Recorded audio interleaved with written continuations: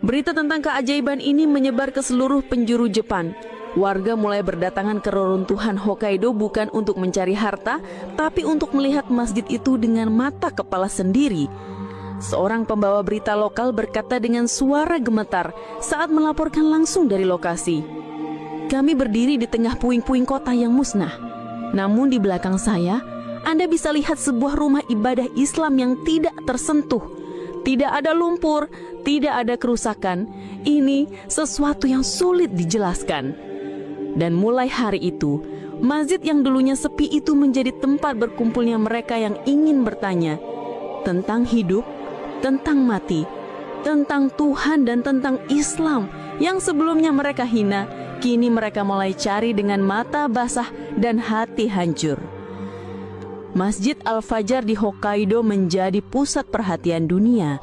Dalam kurang dari 24 jam, gambar dan video masjid yang tetap berdiri megah di tengah reruntuhan itu tersebar ke seluruh penjuru internet. Hashtag seperti masjid yang diselamatkan, keajaiban Hokkaido, dan tanda dari langit menjadi trending global. Jurnalis dari Eropa, Timur Tengah hingga Amerika berlomba datang ke lokasi. Stasiun televisi internasional seperti Al Jazeera, BBC, dan CNN menayangkan segmen khusus tentang bangunan satu-satunya yang tak tersentuh oleh gempa dan tsunami. Para ilmuwan kebingungan. Arsitek sipil dari Jepang menyatakan bahwa dari sisi struktur, masjid itu seharusnya roboh karena posisinya sangat dekat dengan pusat gempa. Seorang peneliti gempa dari Universitas Tokyo berkata dalam konferensi pers, "Kami telah menghitung intensitas getaran tanah di lokasi masjid itu. Secara ilmiah, tidak masuk akal jika bangunan itu tetap berdiri tanpa retak sedikit pun. Kami tidak bisa menjelaskan ini."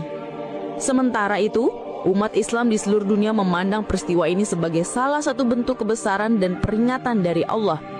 Dari Jakarta hingga Istanbul, dari Kairo hingga Karachi, khutbah Jumat dipenuhi dengan kutipan dari Al-Quran tentang kaum-kaum terdahulu yang ditimpa bencana karena kesombongan mereka.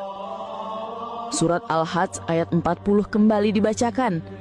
Dan sekiranya Allah tidak menolak keganasan sebagian manusia dengan sebagian yang lain, niscaya telah runtuh biara-biara, gereja-gereja, sinagoge-sinagoge, dan masjid-masjid yang di dalamnya banyak disebut nama Allah. Umat Islam memuji perlindungan Allah, dan banyak di luar Islam mulai bertanya-tanya, mengapa hanya masjid itu yang tersisa? Di antara reruntuhan dan bau kematian,